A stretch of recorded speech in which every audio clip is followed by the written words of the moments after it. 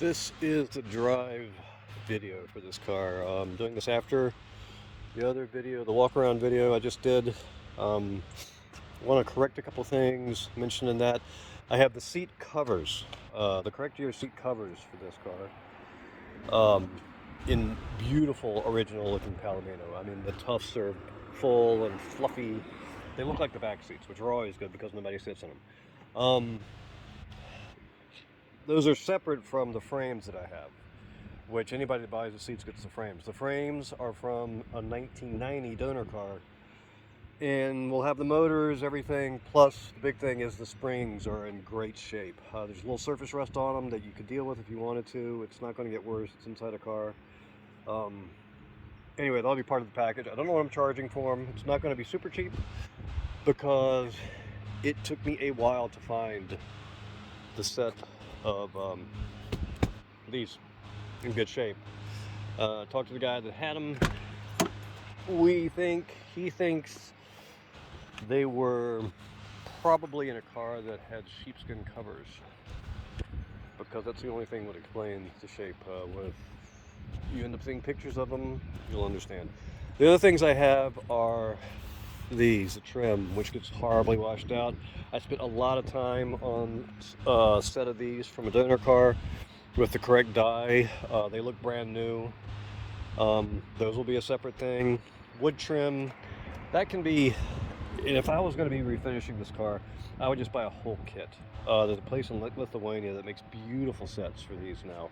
They'd all be matched, grain matched. They're not super cheap. They're around $1,400, I think. Well, if you watch one of their listings on eBay, they'll eventually send you an offer for a couple $100 what it is, but I think it'd be well worth the effort. This isn't bad. This can actually be polished out a little bit if you've got the inclination. I did work on the fader for this. It's cleaned up, it's nice. What else? Keep in mind this car sat for, once again, 3 years. It was same gas from when I'd parked it, and it started up as soon as I put a jumper on it. Since then, I haven't done much, really anything, other than just drive it a bit. Put some good gas in it, put a battery on it. It doesn't, it's not a single crank turn, but still pretty darn good, considering. You can see it's warm outside, so it settles into the 1100 RPM idle, which is not bad. It shouldn't be that high. It should be 600 or 700. Gonna get rid of this for now.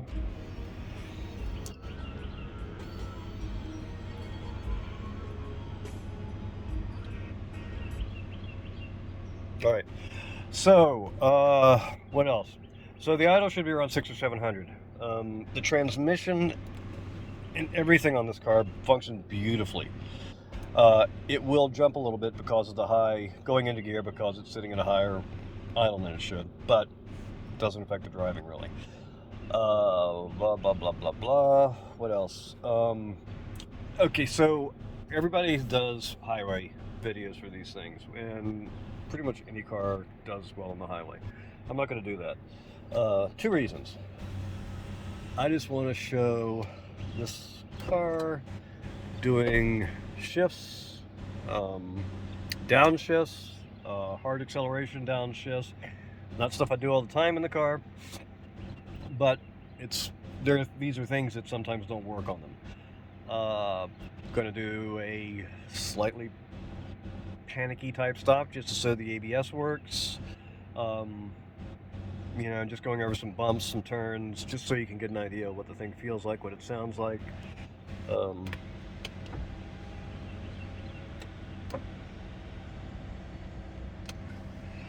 And what else?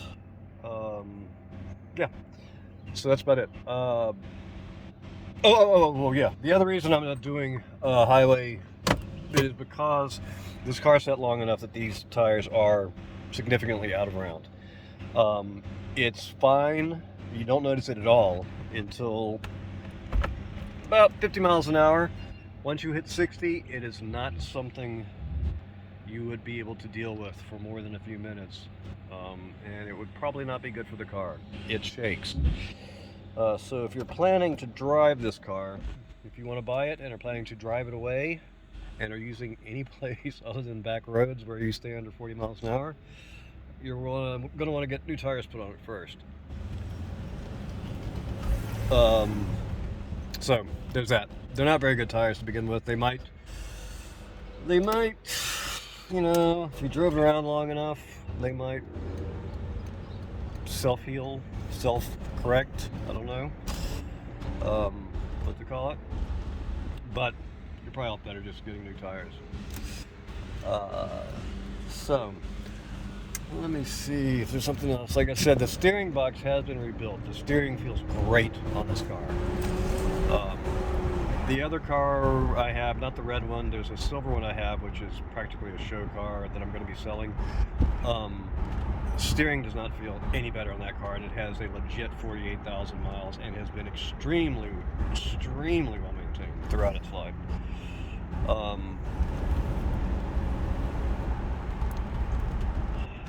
Like I said, this I really like the sports springs in this. Some people say it takes away from the ride. I don't agree.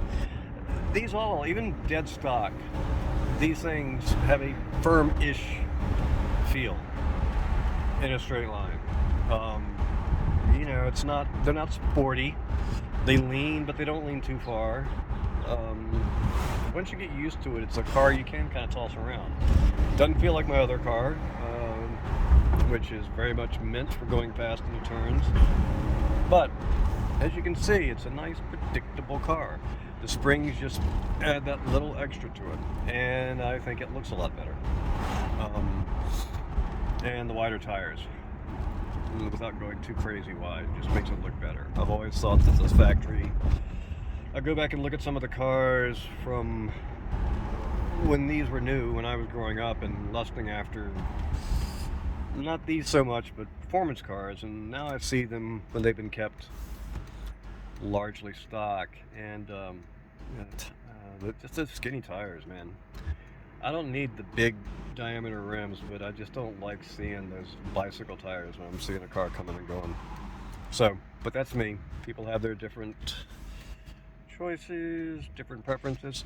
So speaking of the wheels, like I said, the tires, you might want to downsize this or roll the fenders. I'm not going to intentionally do it, but this is one of the spots where if I took this at any kind of speed while turning, you could get a little bit of a rub from the front tire. Probably the outside one, I think. I'm not sure. Don't really see it on the tires.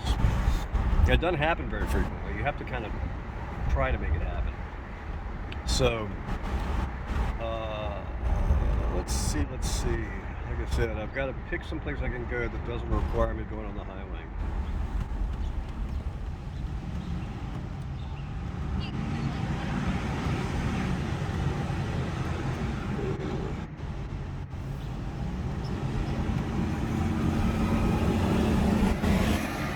And of course, it's midday traffic. It isn't that terrible in Charlottesville, but kind of preventing me from doing anything fancy. Not that you can do anything all that fancy in this car, but as you can see, it's got a nice, you can feel the ride. It's got the steering, has kind of nice feedback to it. When I was growing up, we were supposed to hate Mercedes, love BMW, but I think these things have aged really well. Not that many cars from this general time frame that I really would like to have, and I really obviously do like to have this car because I have other cars like this. I'm rambling. So I think what I'm going to do is drive through a parking lot. I'm going to slam the brakes on now. You see it stops straight.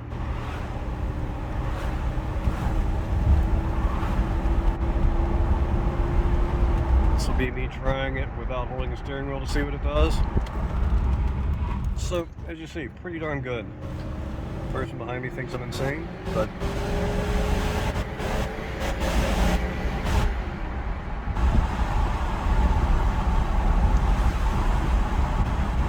so the only point of going down here so I can go through a bumpy parking lot and then show the kick down into passing gear when I come back up.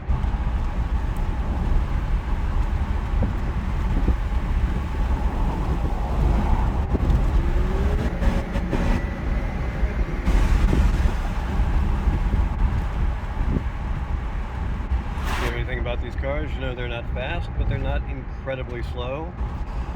My daily driver does quarters in the low 11s, and it's not like when I drive this car I feel like I'm driving a slow car until I try to go fast in it, if that makes any sense. There's plenty of power to get you around, get you past things, to merge. Not quite the power that the other car has, but so you can see here the interior is creaking a little bit. It's mostly just because everything needs to be conditioned. Pieces rubbing against each other.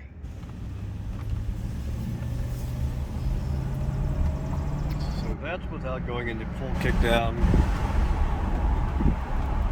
Decent pull.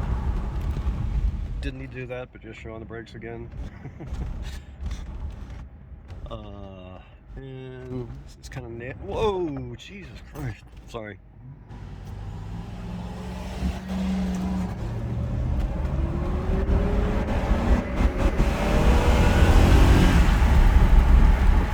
So the car does not mind being driven. If I go to sell this to the general public, if I put it up for general public use rather than just the specific individual I'm trying to sell to right now, I will include the full list of things that were done to it, but the things that were done to it were done well. It needs some more. It's a good starting spot and a cool looking car to drive around with. There we go. You see, kickdown is great, instantaneous. That is not always the case with these, and from what I've read online, can be something that is not always an easy thing to fix. A couple of different, kind of like vacuum leaks, kind of like the idle. The idle issue can be difficult to track down because it can be sourced to so many things. Anywhere in the vacuum system, the auto control valve, which I think is fine on this one. But what else? The kickdown. But it works on this one. Works well. And that's it. I'm going to sign off because I had to actually run a couple of errands. I'll be posting this along with the other video. So long.